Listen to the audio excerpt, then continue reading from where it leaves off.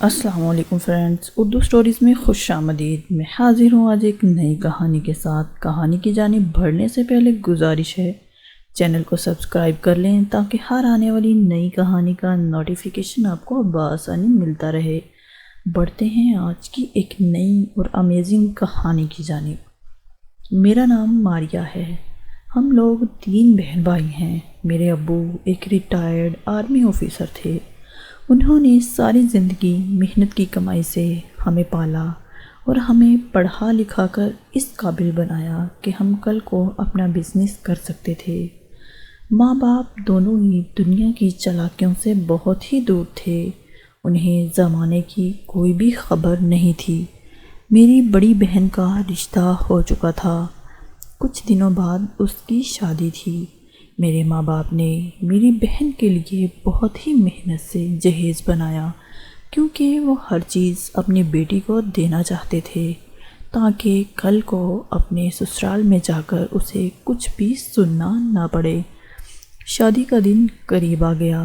جیسے ہی ہم ہال میں پہنچے، بارات ابھی تک نہیں آئی تھی۔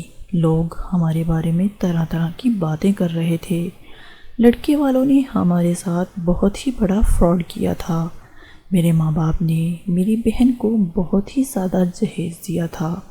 انہوں نے سب کچھ لے لیا لیکن بارات لے کر ہی نہیں آئے۔ ہم لوگ بہت ہی زیادہ پریشان ہو چکے تھے۔ میرے اماں ابا نے لڑکے والوں کے بارے میں تحقیق بھی نہیں کی تھی۔ وہ لوگ بہت سے لوگوں کی زندگیاں برباد کر چکے تھے اور پہلے بھی انہوں نے کافی لوگوں کے ساتھ ایسے ہی فراڈ کیا تھا۔ سب کا رو رو کر برا حال ہو چکا تھا۔ میرے ابو کی طبیعت بہت ہی خراب ہو چکی تھی۔ میں نے ٹھان لیا تھا کہ میں ان لوگوں کو نہیں چھوڑوں گی جس کی وجہ سے میرے ابا اور بہن کی یہ حالت ہو رہی ہے، کیونکہ میں نہیں چاہتی تھی کہ ان لوگوں کی وجہ سے کسی اور کی بیٹی کی زندگی برباد ہو۔ میں نے اپنے ابا کے ایک دوست کے بیٹے سے بات کی جس کا نام علی تھا، جو کہ محکمے میں پولیس آفیسر کی نوکری پر بھرتی تھا۔ اس نے میری مدد کرنے کا فیصلہ کر لیا۔ میں نے اپنی بہن اور گھر والوں کو حوصلہ دینے کی بھرپور کوشش کی کہ میں ان لوگوں کا سراغ ضرور لگا لوں گی جن کی وجہ سے یہ سب کچھ ہوا ہے۔ علی بہت ہی زیادہ اچھا لڑکا تھا اور دیکھنے میں بھی بہت ہی خوبصورت تھا۔ مجھے ویسے بھی پولیس والے بہت ہی زیادہ پسند تھے۔ علی ہمارے گھر آیا۔ اس نے ہمارے گھر والوں کو بہت ہی زیادہ حوصلہ دیا۔ میری بہن بار بار اپنی قسمت کو کوس رہی تھی کیونکہ محلے والے اس کے بارے میں بہت ہی زیادہ باتیں بنا رہے تھے کہ نہ جانے اس لڑکی کا کردار کیسا تھا جس کی وجہ سے اس کی بارات ہی نہیں آئی۔ لیکن علی سب کچھ جانتا تھا، اس لیے اس نے میری مدد کرنے کا فیصلہ کر لیا۔ میں جب بھی علی کے ساتھ کام کے لیے جاتی، علی اکثر چور نگاہوں سے میری جانب دیکھتا رہتا۔ مجھے اس کا دیکھنا بہت ہی پیارا لگتا تھا۔ مجھے ایسا لگتا تھا جیسے اس کی نگاہوں میں میرے لیے پسندیدگی ہے۔ مجھے بھی اس کا دیکھنا بہت ہی اچھا لگتا تھا، لیکن میرا اب ہر شخص سے اعتبار اٹھ چکا تھا جب سے میری بہن کے ساتھ اتنا بڑا دھوکہ ہوا تھا۔ لیکن میں جب علی کو دیکھتی تھی تو مجھے ایسا لگتا تھا کہ شاید اچھے لوگ بھی دنیا میں موجود ہیں اور علی ان لوگوں میں سے ایک تھا۔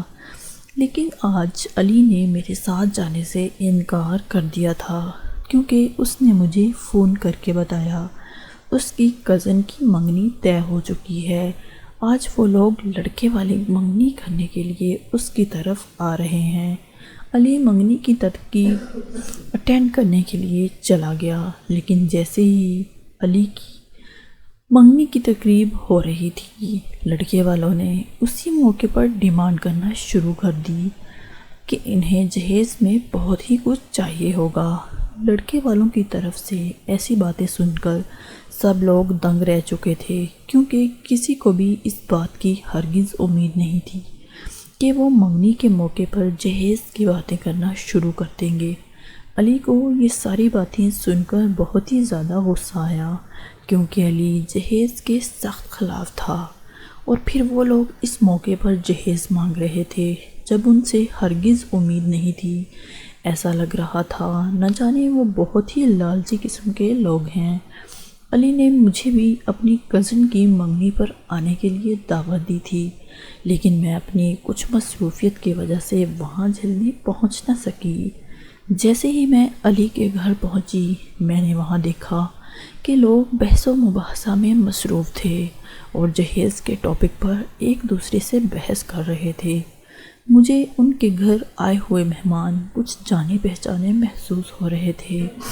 جیسے ہی میں آگے بڑھی، انہیں دیکھتے ہی میرے رونگٹے کھڑے ہو گئے، کیونکہ یہ وہی لوگ تھے جو کچھ دن پہلے میری بہن کے رشتے کے لیے آئے تھے۔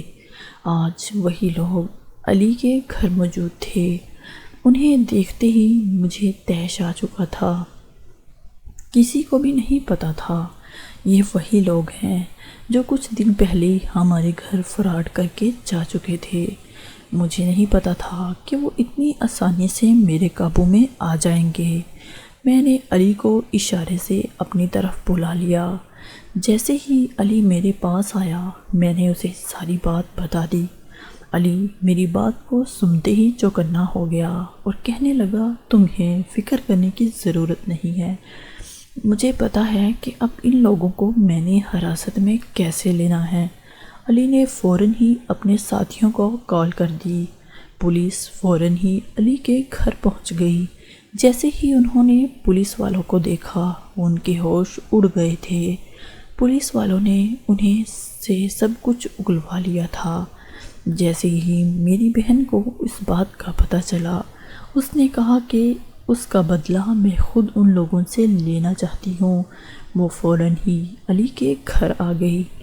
اس نے ایک زوردار تھپڑ اس لڑکے کے منہ پہ دے مارا جو ہمارا سب کچھ لے کر فرار ہو چکے تھے۔ پولیس نے انہیں بھاری جرمانہ کر دیا تھا اور 5 سال کی قید سنا دی تھی، اور انہیں کہا کہ وہ سب رقم ادا کریں جو تم نے بہت سی لڑکیوں سے لوٹا ہے۔ انہوں نے یہ بھی بتایا کہ وہ بہت پہلے سے یہ کام کر رہے تھے، اور اگر آج وہ علی کے گھر پر نہ آتے تو نہ جانے کسی اور کے گھر پر فراڈ کر رہے ہوتے۔ پولیس والے انہیں لے جا چکے تھے۔ میری بہن کی حالت پہلے سے بہتر ہو چکی تھی۔ میں نے علی کا بہت شکریہ ادا کیا کہ اس نے میرا اتنا ساتھ دیا تھا، لیکن جاتے جاتے علی مجھے اپنے دل کی بات کہہ چکا تھا۔ اس نے کہا کہ وہ اپنے گھر والوں کو میرے گھر بھیجنا چاہتا ہے۔ میں علی کی بات سن کر شرما گئی۔ میری اماں ابا کو بھی علی بہت پسند تھا، اس لیے ہماری بات پکی ہو گئی۔ علی نے اپنے بڑے بھائی کے لیے میری بہن کو پسند کر لیا۔ میرے ماں باپ کو یقین ہی نہیں آ رہا تھا کہ خدا ہمیں اس طرح سے نواز سکتا ہے۔ سب لوگ بہت ہی زیادہ خوش تھے کیونکہ ہمارا بہت ہی اچھی جگہ رشتہ ہوا تھا۔ علی اور اس کے بھائی اور ان کی فیملی بہت ہی اچھے لوگ تھے۔ ہر طرف ہمیں مبارکباد دی جا رہی تھی۔ میرے ماں باپ نے ہماری ڈائریکٹ شادی کا اعلان کر دیا۔ کچھ ہی دنوں بعد میں رخصت ہو کر علی کے گھر آ چکی تھی۔ ہم دونوں بہنوں کا بہت ہی شاندار طریقے سے استقبال کیا۔ میرا بہنوئی بھی بہت ہی اچھا انسان تھا۔ مزید اچھی کہانیوں کے لیے چینل کو سبسکرائب کر لیں تاکہ ہر آنے والی نئی کہانی کا نوٹیفیکیشن آپ کو بآسانی ملتا رہے۔ ملیں گے ایک نیکسٹ اور امیزنگ کہانی کے ساتھ۔ تب تک کے لیے اپنی دعاؤں میں یاد رکھیے گا، اپنا بہت زیادہ خیال رکھیے گا۔ اللہ حافظ۔